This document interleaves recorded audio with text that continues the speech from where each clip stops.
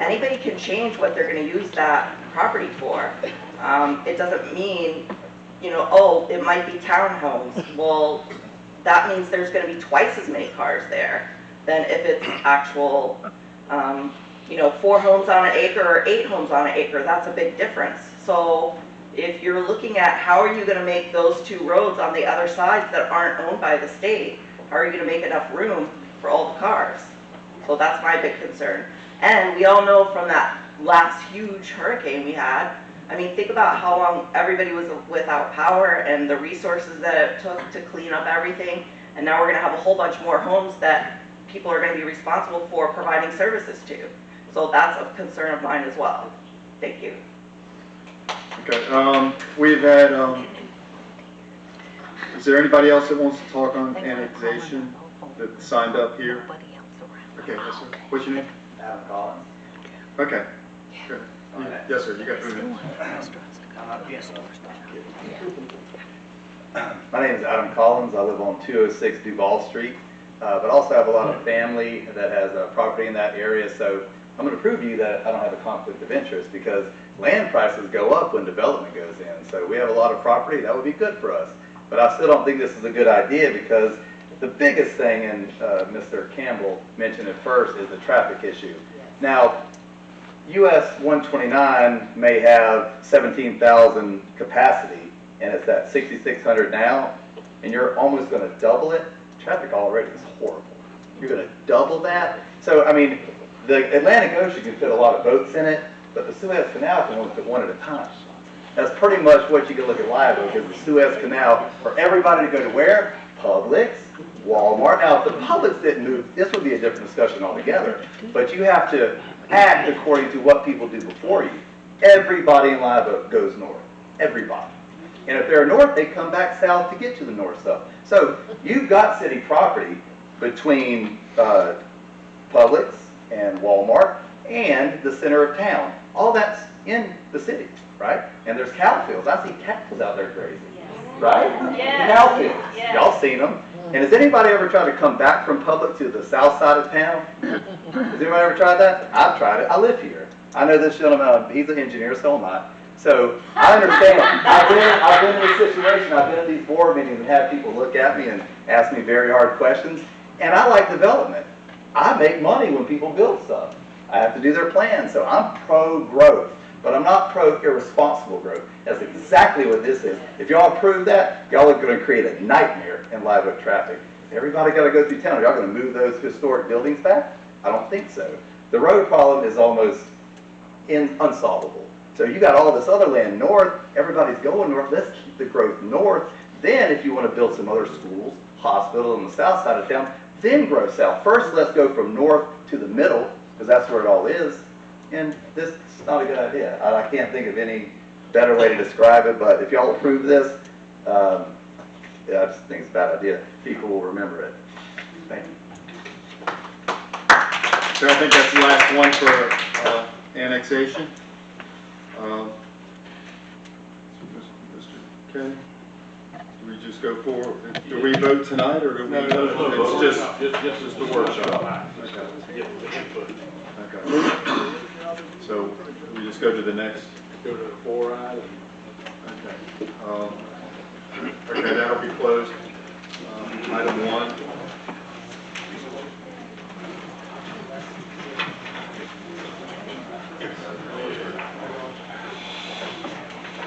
Okay, I'm sorry, that was item 2. Okay, the next item. The next item on the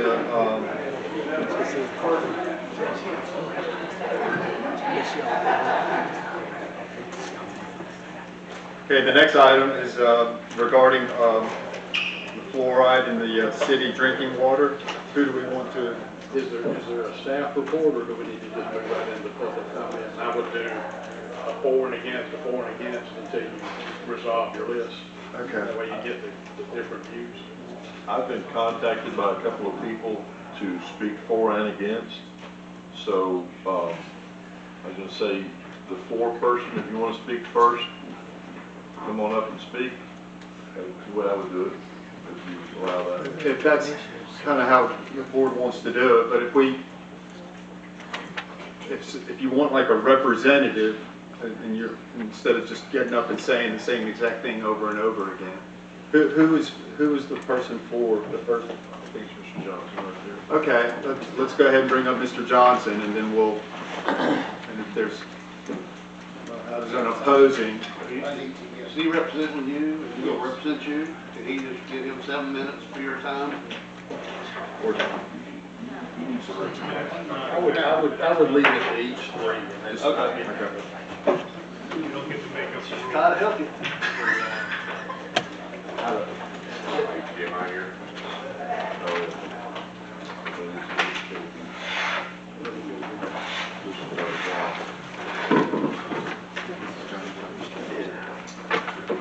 Is it working for you, Mr. Johnson?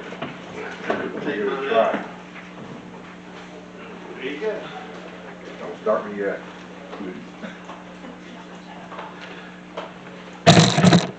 My name is Dr. Johnny Johnson, I'm a pediatric dentist. Practiced for 24 years clinically, and then hurt myself in a bicycle accident. Now I can you give us your address? actually live at 591 Southwest 70th Terrace in Chiefland. Thank you. Thank you. What I want to speak about is water fluoridation that you have and the importance of it for all of your families. It helps you to maintain a healthy community. Is the timer on? Yes. Let me just jump into the benefits and risk of fluoridation. Benefits are that it stops cavities by itself, one of our tools in our tool bags, by 25 to 50% minimum for adults and children, especially those that are most impoverished. Twice as many cavities they'll have. The safetiness of it has been studied over and over by groups around the world, scientific, toxicologists, all types of scientists in every field, and it has never been found to cause a single health effect in anyone, not a single one. The only thing that you will see is a little bit of what's called dental fluorosis, which I will go into next. Dental fluorosis is a slight change in the surface enamel. It's not anything that hurts the tooth. It doesn't cause any pain. In fact, teeth that have a little bit of fluorosis means they have a little extra fluoride in the surface of the tooth, or more resistant to cavities. So here's pictures from a community that has fluoridation and one that doesn't. Now, then, granted, diet figures into this, but if you don't do anything differently but fluoridate the water, this is the difference, and I can tell you that firsthand. Both forms of fluoride are needed, both topical and toothpaste, and also systemic drinking water that you swallow, because when you swallow it, it gets into the developing teeth of kids before those permanent teeth have developed. Helps make them stronger from the inside out. So both are needed and are complementary. One does not replace the other. You may have heard about IQ issues, and the IQ issues are based on people who say that fluoride in water, even at fluoridation levels of 0.7 parts per million, cause IQ problems. A major National Academy of Sciences and National Toxicology Program looked at all studies from around the world that met their criteria. They found, the National Toxicology Program Committee found that at fluoride levels below 1.5 parts per million does not cause or is not associated with any IQ issues whatsoever. None. And you're at half of that with your water fluoridation. People talk about a choice, personal choice. Public policies, whether they're your roads, whether they're your schools, they all exist for the greater good of our community. Those that are things such as seat belts, those are for my wife. I thought I'd take them home from Publix and keep them safe. Or texting on your phone. We can't do that. It's for the greater good of the community to protect the health, safety, and well-being of everyone. That's your 3 minutes, though. Okay. You're done. Is there somebody that opposed that you, Mr. Perry? Yeah, there's people like that. Okay, let's let them speak on the opposing. Then that is, you want to speak again? Okay. Thank you. State your name, address. John Palmisano, 7689 161st Road, Live Oak. Proponents of fluoride will often state that fluoride occurs naturally in water. If you'd like to sing along with me in the hymn book, I'm on this packet of information, 7 pages. There are 3 kinds of fluoride. Calcium fluoride is naturally occurring. Sodium fluoride is a pharmaceutical grade fluoride compound used in toothpaste and other dental products, treatments. It was originally used for water fluoridation, but it is no longer due to the cost, primarily. Hydrofluorosilicic acid, the topic of tonight's workshop, and thank you all for calling this workshop, is not a natural substance. What is it? Page 2. A toxic and highly corrosive waste product from mining industries. It is a product of wet scrubbers mandated by the EPA to contain fluoride emissions that were damaging crops and crippling cattle in Florida. It is frequently contaminated with arsenic. It can be contaminated with lead, aluminum, and other heavy metals. There is a batch assay or chemical analysis that we'll talk about in another couple of pages. It has a very high toxicity and therefore a need for advanced procedures in handling. I think that's one of the reasons why we're even talking about this tonight. Next page is an article reprint from October 2000. The American Water Works Association is the trade journal for municipal water departments. The summary is at the bottom. It is also interesting to note that about 90% of the arsenic that would be contributed by treatment chemicals is attributable to fluoride addition. Next page is the chemical analysis itself. This is a sample we received from another county. It's not from Live Oak, but all are typical and similar. If you look on the right side, these numbers are from the manufacturers of HFSA, hydrofluorosilicic acid. Lead and arsenic are present in this batch, as you can see that they are highlighted. Aluminum is not shown. The NSF does not test for it, however, it is still present. Next page. EPA's information on lead. Is there a safe level of lead in drinking water? At the bottom we see EPA has set the maximum contaminant level goal for lead in drinking water at 0. There's lead in hydrofluorosilicic acid. Next page. Information on arsenic. What's the safe level of arsenic in drinking water? Bottom of the page, EPA has set the maximum contaminant level goal of 0. There is arsenic in hydrofluorosilicic acid, the fluoridation chemical being used. Last page. Arsenic in addition to lead. Again, the NSF does not test for the presence of aluminum. Here's my question. I'm going to end with this. Does the City of Live Oak perform independent chemical analysis on the raw HFS shipments that it receives? Thank you. So,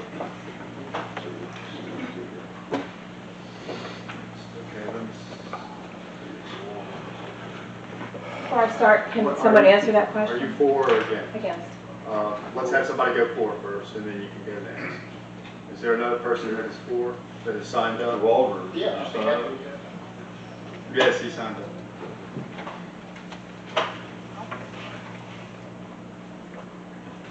I'm Kerry Waldron. I am the administrator for the Department of Health here in Suwannee County. I appreciate the conversations we had in the previous engagement about the annexation. Question kept coming up, well, what can we do for folks already here? Well, I can tell you the best thing that we can do in the city of Live Oak is to continue fluoriding our water with fluoridation. We have a school sealant program that we utilize the Department of Health in Levy County because they hired our dental hygienist away from us to come in. And this past year they saw 228 kids and applied 541 sealants. Majority of those kids are kids that don't have dental care. I am currently now in 2 years looking for a dentist to come to the health department. It's been a struggle to find someone to come in. We are seeing right now in 2022, we had Nova University come up and do a screening program. They came for 2 years, and the most recent data was in 2022. They saw 150 kids, and 8% of those kids, that 150 needed urgent dental care. And these were the 3 schools here, or the 4 schools here in Live Oak. So it was amazing to me the need that's out there. So if you want to do something for our community, let's give our kids an extra tool. Yes, we hand out toothpaste and we hand out toothbrushes. We encourage our kids to do oral hygiene, to eat healthy foods, to exercise, to do all those things. But we need help in keeping fluoride in the water. It gives us that extra help for their dental, their decay, and their oral hygiene. Hopefully we can find a dentist, we can put them to work, that we can continue bringing that very much needed service to our kids right here in Suwannee County. So if we want to do something for our existing group of folks, let's continue with the program. And I appreciate your time. Thank you. Thank you. Okay, the next for against, tell me your name. My name is Linda Palmisano. I live at 7689 161st Road in Live Oak. And would someone be able to answer the question my husband asked? Does the Public Works or anybody do independent analysis of the raw hydrofluorosilicic acid that's received to see what contaminants it might have? I would say no. Jail's gonna answer that. Okay, so I've been researching this topic for over 10 years. Dr. Johnson just said not a single health effect and no one ever. I stand before you as someone who's had some pretty serious health effects from fluoride. I want to make this quick or I won't get to my presentation, but in 2012 I was diagnosed with hyperthyroidism. I was given offered a prescription for Synthroid and told I would have to take it for the rest of my life. So if you know anybody that has problems with thyroid, fluoride has been used as a chemical to suppress thyroid function in those that have hyperactive thyroid. I did the scientific method. I've got kind of a scientific background. So I just eliminated fluoride in as many ways as possible, and within a year my thyroid function was perfect, and I've never taken any thyroid medication. So I stand here as one person that Dr. Johnson says doesn't exist. I had other health issues that went away that I don't have time to get into. But now, I'm blessed by God with excellent health ever since. So clean water is our most precious resource. Water is needed for every life form on Earth. And what I'll be discussing very quickly here is neurotoxins. And I'm beginning to be discussing aluminum, and you say, why? Well, aluminum is one of the contaminants that's known to be in hydrofluorosilicic acid.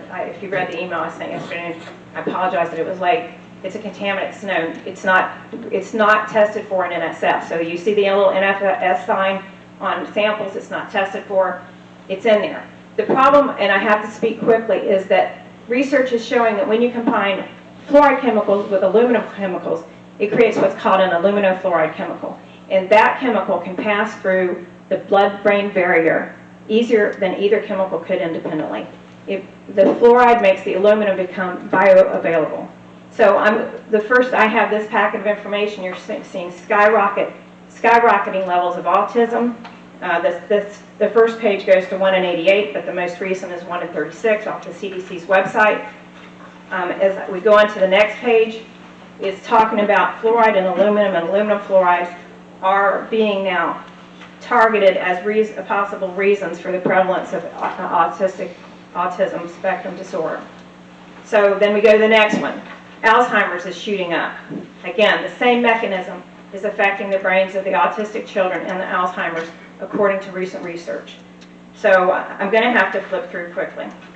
Aluminum in human brain tissue, Dr. Chris Exley is one of the foremost experts of aluminum in the world. He's one of the researchers that's saying that fluoride makes aluminum more bioavailable. It's causing it to go into the brains. He did, unfortunately, a dissection of a 15-year-old autistic boy that had died, found more aluminum in that brain than any brain of an elderly Alzheimer's patient he had ever seen. So again, the next pages tell you what causes cavities. We know it's sugar. And I know there's a problem, but what they're telling you with these 8% needed urgent dental care, you already have the fluoride in the water. It's simply not working the way that they hope it will. Thank you so much for your time. Thank you. Okay, the next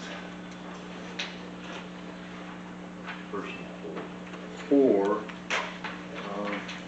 Who would be the next person for? Ms. Shannon Hall. Okay, Ms. Shannon. State your name and Yes, sir. Good evening, Shannon Hart, Florida Department of Health, Tallahassee, Florida.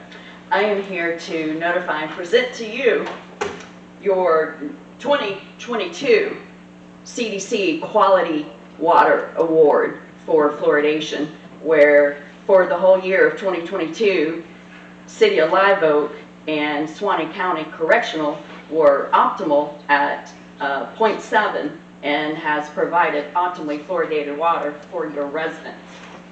Also, I have a letter from our state dental director, a letter of support, and I also have a application for you because we provide funds to either upgrade your current water system or for initiating water fluoridation within a water system, but you already have that. So if I could bring these to you. Sure. Thank you very much. Thank you. Okay, that was Ms. 4. Against? Somebody that was against it, signed up to speak against it? Tell me your name and state your address and everything, please.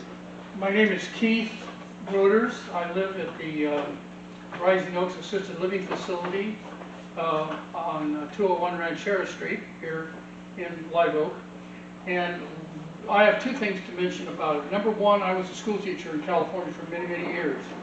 One of the things that I noticed, there was an increase, a significant increase in the number of kids that were diagnosed and had problems with hyperactivity disorder and this sort of thing. And it seems like, I believe that when there's an effect, there's a cause. And I think that some of the problems that we're having with the increase in schools with children has to do with the fluoridation. In regards to where I live, we have a lot of people who are living in an assisted living facility, and basically by having this ordinance, what you're doing is you're forcing those people to take something into their body without their consent. You're forcing them. Back in the days when we used to listen to the physicians tell about the cigarettes that they smoke and how great they are, that's kind of similar to what I hear from a lot of the people that profit from the distribution of fluoride. It's the same basic story. There's a vested interest in them promoting their product. And I think that people should have freedom in this land to choose to use fluoride or not. We're not saying we should ban fluoride. You can choose it all you want. But I think the parents have a right to choose. The whole abortion issue, women have a right to choose. Well, I think elderly people have a right to choose. I believe everybody has